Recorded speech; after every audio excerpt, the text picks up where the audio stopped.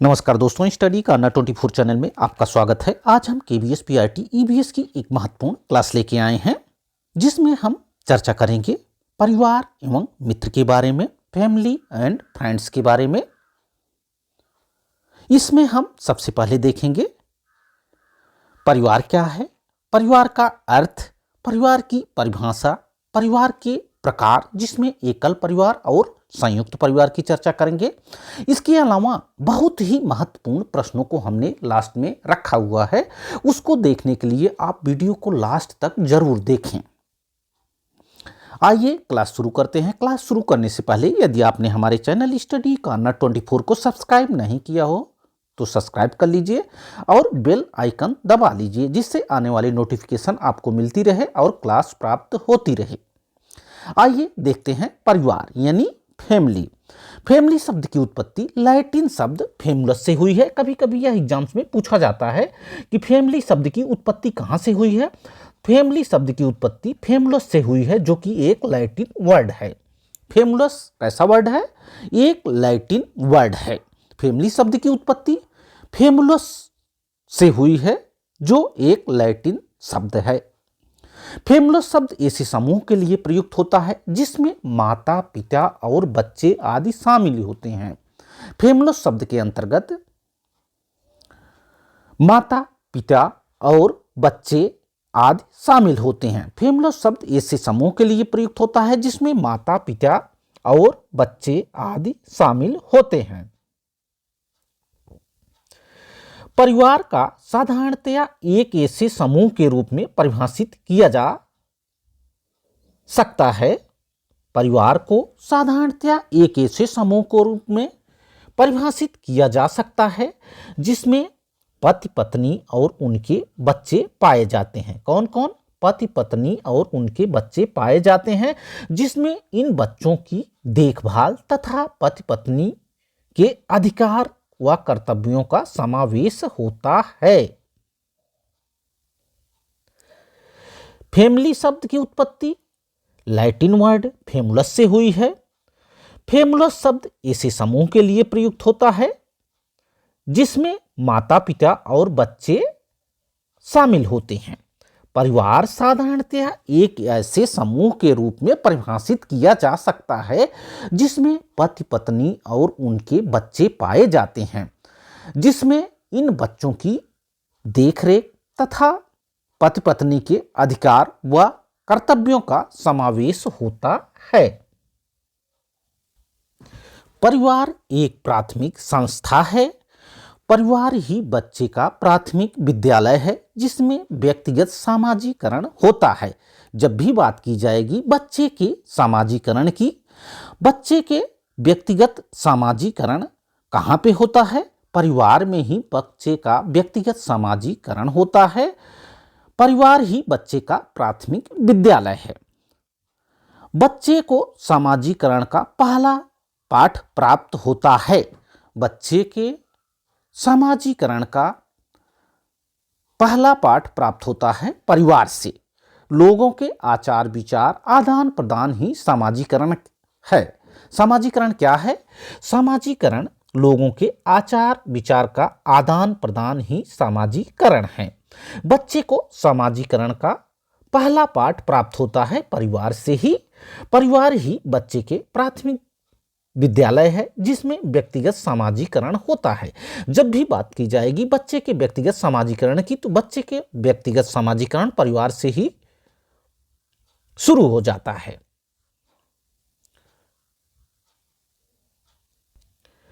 MacIver एवं page ने परिवार की क्या परिभाषा दी, उसको हम देखते हैं। मैकाइवर एवं पेज के अनुसार परिवार एक ऐसा समूह है जिसमें परिवार एक ऐसा समूह है जिसमें यौन संबंध पाए जाते हैं, जिसका आकार छोटा होता है और जो बच्चों का प्रजनन और लालन पालन करते हैं। मैकाइवर पेज ने क्या कहा? मैकाइवर एवं पेज ने परिवार को एक ऐसा समूह के रूप में परिभाषित किया जिसमें यौन संबंध पाए जाते हैं, जिसका आकार छोटा होता है और बच्चों का प्रजनन और लालन पालन करते हैं। यह परिभाषा अक्सर एग्जाम में पूछी जाती है। इसके अलावा लॉक के अनुसार परिवार क्या है इसको भी देख लीजिए। परिवार ऐसे व्यक्तियों का समूह है जो विवाह, रक्त या गोद लेने के संबंध द्वारा संगठित है, जो छोटी सी गृहस्थी का निर्माण करते हैं। लॉक ने बताया परिवार ऐसे व्यक्तियों का समूह है जो विवाह, रक्त या गोद लेने के संबंध द्वारा संगठित है, जो छोटी सी गृहस्थी का निर्माण करती है। तब मैक एवं पेज ने क्या बताया? मैकाइवर एवं पेज ने बताया परिवार एक ऐसा समूह है जिसमें यौन संबंध पाए जाते हैं, जिसका आकार छोटा होता है और जो बच्चों का प्रजनन और लालन पालन करते हैं। अब हम आगे बढ़ते हैं और देखते हैं परिवार के प्रकार। परिवार मुख्यतः दो प्रकार के होते हैं। कौन कौन से? एकल परिवार और संयुक्त परिवार, न्यूक्लियर फैमिली और जॉइंट फैमिली। एकल परिवार और संयुक्त परिवार। एकल परिवार यानी न्यूक्लियर फैमिली। एकल परिवार वह परिवार है जिसमें माता पिता एवं उनके बच्चे होते हैं, और बच्चे कैसे होते हैं? अविवाहित होते हैं। एकल परिवार। एकल परिवार वह परिवार है जिसमें कौन कौन शामिल होता है? माता पिता शामिल होते हैं और उनके अविवाहित बच्चे शामिल होते हैं। एकल परिवार के अंतर्गत कौन आता है? एकल परिवार के अंतर्गत माता पिता और उनके अविवाहित बच्चे आते हैं। एकल परिवार को ही न्यूक्लियर फैमिली कहते हैं। अब हम आगे बढ़ते हैं, देखते हैं कि एकल परिवार का निर्माण कैसे होता है। संयुक्त परिवार का विभिन्न प्रकार की समस्याओं के कारण विघटन होने पर एकल परिवार का निर्माण होता है। कैसे निर्माण होता है एकल परिवार का? संयुक्त परिवार के विभिन्न समस्याओं के कारण विघटन हो जाने पर ही एकल परिवार का निर्माण होता है। जैसा कि आपने गांव घर में आपने देखा होगा कि आपकी जॉइंट फैमिली होगी, जॉइंट फैमिली से धीरे धीरे एकल परिवार में कन्वर्ट हो जाते हैं। बढ़ती महंगाई एवं जनसंख्या का कारण एकल परिवार में वृद्धि हुई है। बढ़ती महंगाई एवं जनसंख्या का कारण ही एकल परिवार की वृद्धि का मुख्य कारण है। जनसंख्या ज़्यादा होने के कारण संयुक्त परिवार में कई लोगों के परिवार शामिल होते हैं, जिसमें लोग अपने बच्चों का लालन पालन अच्छे तरीके से नहीं कर सकते हैं, क्योंकि उनमें महंगाई के कारण उतने अच्छे से उन सारी व्यवस्थाओं को नहीं दे पाते हैं, इसलिए वो एकल परिवार की ओर बढ़ते हैं। एकल परिवार बड़ों के नियंत्रण से मुक्त एवं स्वायत्त इकाई है। इस प्रकार एकल परिवार ज़्यादातर स्वतंत्र होते हैं। आधुनिक परिवार एकल परिवार का एक विशिष्ट उदाहरण है। व्यक्तिगत स्वतंत्रता की बढ़ती मांग भी एकल परिवार के कारण है।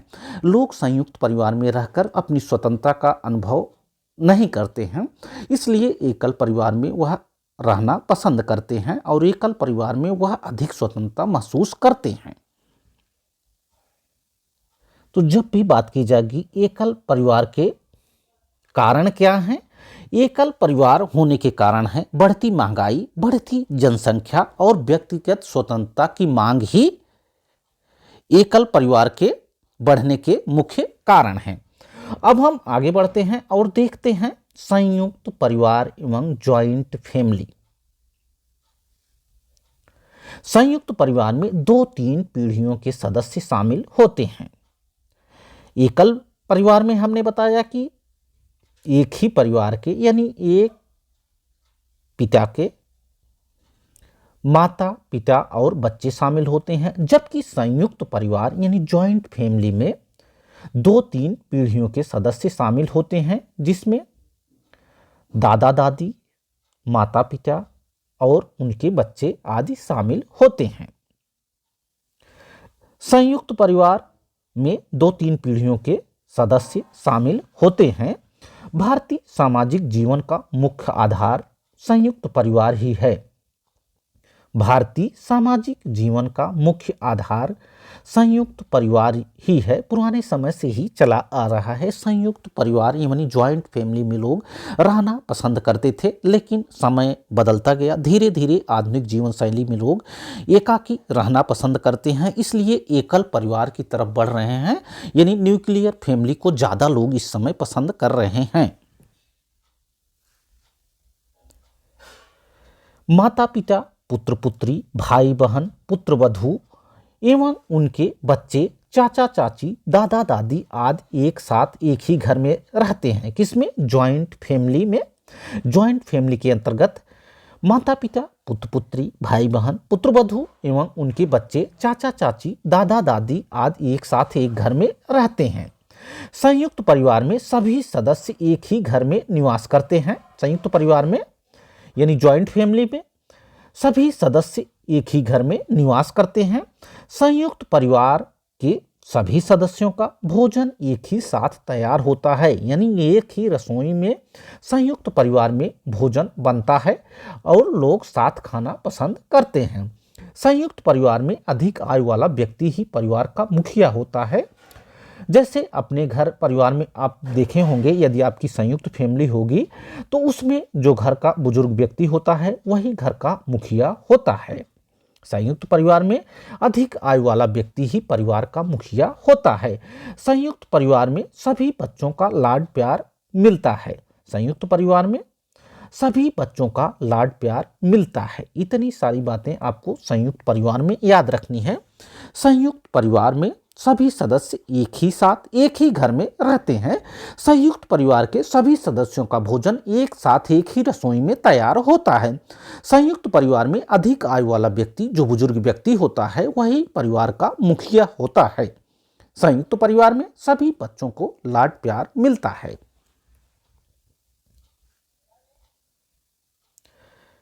अब हम बात करेंगे महत्वपूर्ण एमसीक्यूज यानी क्वेश्चंस के बारे में। आइए देखते हैं महत्वपूर्ण प्रश्नों को। सबसे पहले हम देखते हैं पहला प्रश्न। इसमें पूछा गया है एकल परिवार से तात्पर्य है। एकल परिवार से तात्पर्य है वर्ष 1950 की बात का बना परिवार। वर्ष 1950 के बाद का बना परिवार, ये बात नहीं है, बाद है। 1950 के बाद का बना परिवार। दूसरा ऑप्शन परिवार जिसमें माता पिता एवं उनके बच्चे। तीसरा ऑप्शन संपूर्ण परिवार जिसमें माता पिता और उनके बच्चे, दादा दादी आदि। चौथा ऑप्शन केवल पति पत्नी।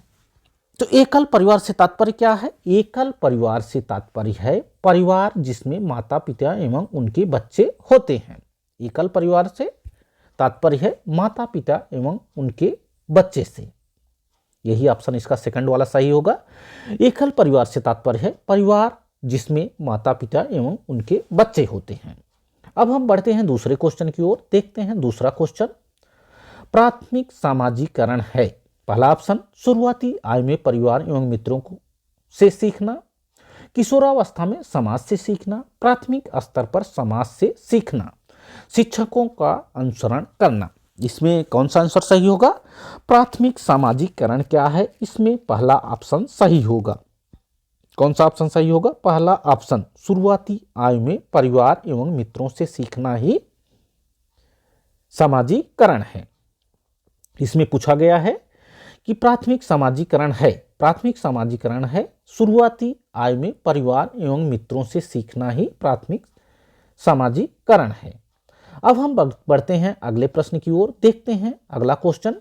भारत में लड़के और लड़कियों की विवाह की न्यूनतम आयु क्या है?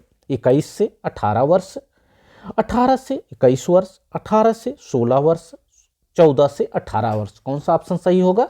भारत में लड़के, पहले लड़के की बात की गई है, इसके बाद लड़की की बात की गई है। लड़के और लड़कियों की आयु क्या रखी गई है? भारत में लड़के और लड़कियों की आयु क्या रखी गई है?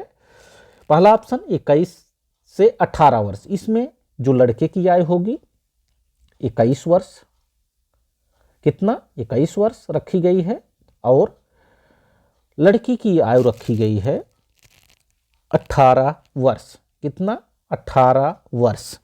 हिंदू विवाह अधिनियम 1935 किसके अंतर्गत? हिंदू विवाह अधिनियम 1955 के अंतर्गत 1955 के अंतर्गत जो रखी गई है। कितना रखी गई है? 1955। हिंदू विवाह अधिनियम 1955 के अंतर्गत 21 वर्ष और 18 वर्ष, यानी लड़के की जो आयु है वह 21 वर्ष और लड़की की आयु 18 वर्ष रखी गई है। इसमें ये वाला ऑप्शन, पहला वाला ऑप्शन सही होगा। शारदा अधिनियम में क्या बात की गई? शारदा अधिनियम, बात कर लेते हैं शारदा अधिनियम की। शारदा अधिनियम में जो कि 1929 है, शारदा अधिनियम 1929 में इसमें क्या बताया गया है? इसमें लड़के की आयु, लड़के की 18 वर्ष और लड़की की 14 वर्ष की बात की गई है। कितना? 14 वर्ष की। लड़का 18 वर्ष का, लड़की 14 वर्ष की शारदा अधिनियम में बात की गई है 1929 की। जबकि हिंदू विवाह नियम के अंतर्गत लड़के और लड़की की आयु, लड़के की 21 वर्ष और लड़की की 18 वर्ष रखी गई है। अब हम बढ़ते हैं अगले क्वेश्चन की ओर। देखते हैं अगला क्वेश्चन, आपके स्क्रीन पर आ चुका है अगला क्वेश्चन। भारत में बाल विवाह निषेध अधिनियम किस वर्ष पारित किया गया? भारत में बाल विवाह निषेध अधिनियम किस वर्ष पारित किया गया? पहला ऑप्शन 2006, दूसरा 2008, तीसरा ऑप्शन 2011 और चौथा ऑप्शन 1997। तो इसमें जो आंसर होगा 2006 होगा। भारत में बाल विवाह निषेध अधिनियम बना 2006 में बना, जबकि लागू कब हुआ? 2007 में, 1 नवंबर 2007 में लागू हुआ। इसमें पूछ रहा है भारत में बाल विवाह निषेध अधिनियम किस वर्ष पारित किया गया? तो 2006 में पारित किया गया, लेकिन जब पूछा जाएगा कि कब लागू किया गया तो 1 नवंबर 2007 को लागू किया गया। कब? 1 नवंबर 2007 को लागू किया गया। अब हम बढ़ते हैं अगले क्वेश्चन की ओर। देखते हैं अगला प्रश्न। अगला प्रश्न है बच्चे के समाजीकरण